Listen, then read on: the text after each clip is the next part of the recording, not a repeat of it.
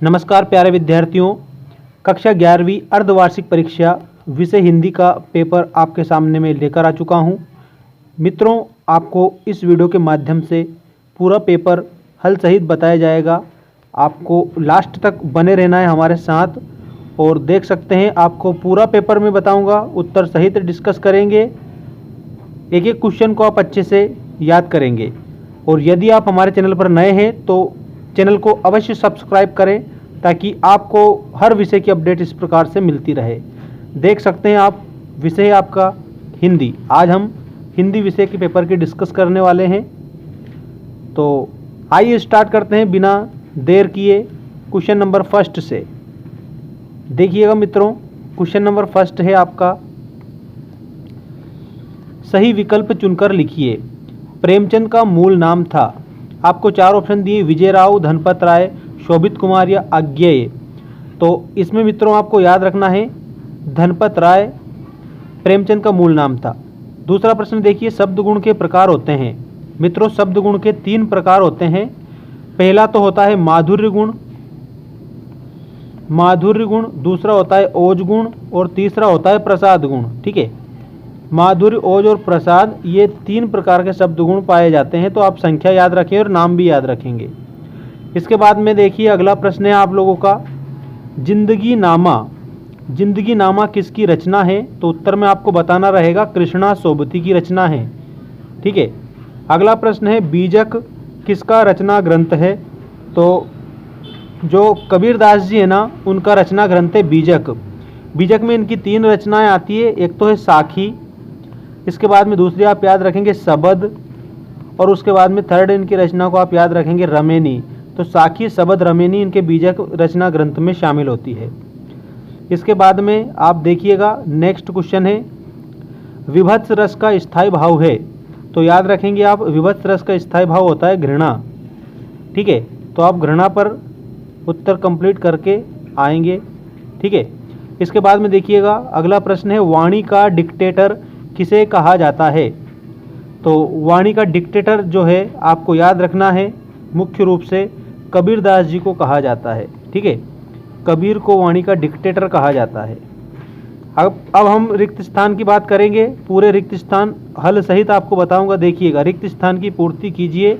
6 अंक के आपके ये रिक्त स्थान है। कबीर भक्ति काल की काव्य धारा के कवि हैं, तो निर्गुण भक्ति धारा के कवि हैं ये, याद रखेंगे आप सभी। इसके बाद में मीरा की भाषा है, तो आपको याद रखना है मीरा की भाषा है राजस्थानी। परमाल रासो किसकी रचना है?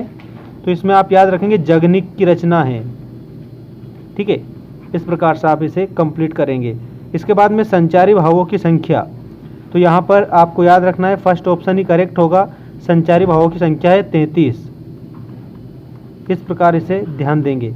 आश्रय की चेष्टाओं को कहा जाता है, तो आपको याद रखना है अनुभाव कहा जाता है। नेक्स्ट प्रश्न देखिए, मासिक वेतन को कहा जाता है? तो पूर्णिमा का चांद कहा जाता है, पूर्णिमा का चांद। ठीक है, ऐसे आप याद रखेंगे। और अब इसके बाद में आपकी सही जोड़ी आ चुकी है, तो इनको आप अच्छे से कंप्लीट करेंगे। नमक का दरोगा, तो ये मुंशी प्रेमचंद जी के द्वारा। अपू के 2.5 साल, ये सत्यजीत राय जी के द्वारा।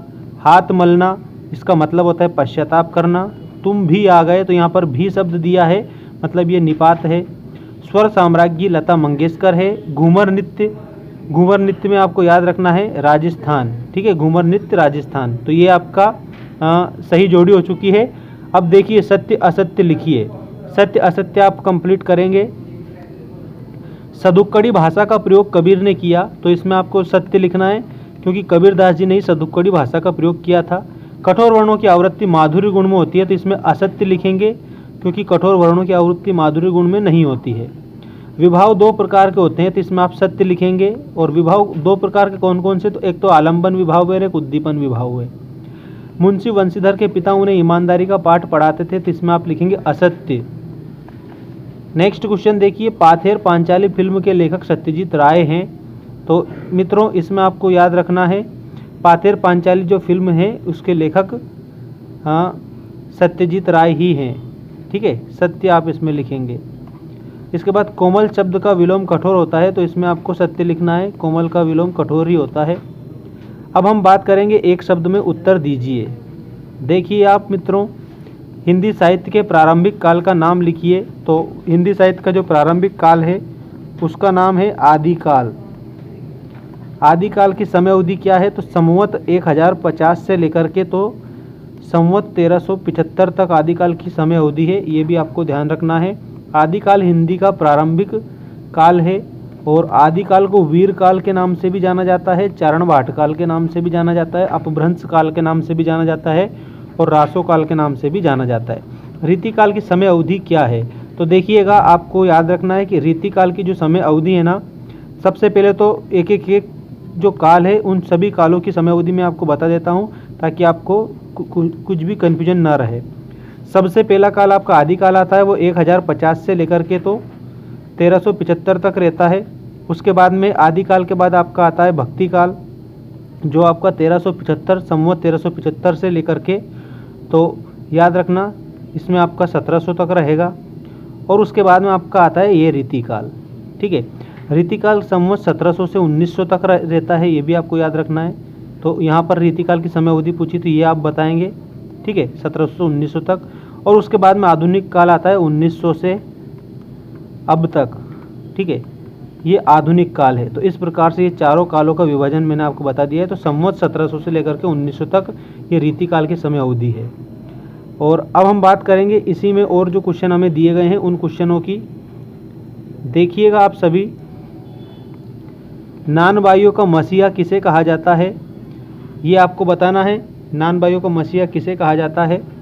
ठीक है, तो इसके बाद नेक्स्ट देखिए, शैली की दृष्टि से काव्य के कितने भेद होते हैं? तो शैली की दृष्टि से काव्य के जो हैं वो दो भेद होते हैं। एक तो होता है प्रबंध काव्य, ठीक है, और उसके बाद में दूसरा होता है मुक्तक काव्य।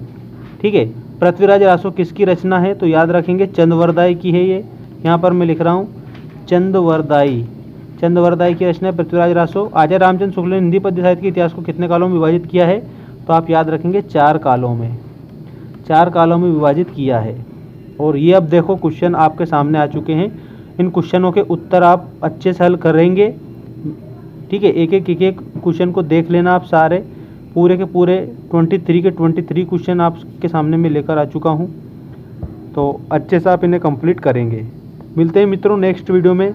धन्यवाद। और अगर आपको PDF चाहिए तो हमारा जो टेलीग्राम है, मेंस एजुकेशन टेलीग्राम चैनल है, इस टेलीग्राम चैनल से भी आप जुड़ सकते हैं और वहाँ पर आपको PDF मिल जाएगी।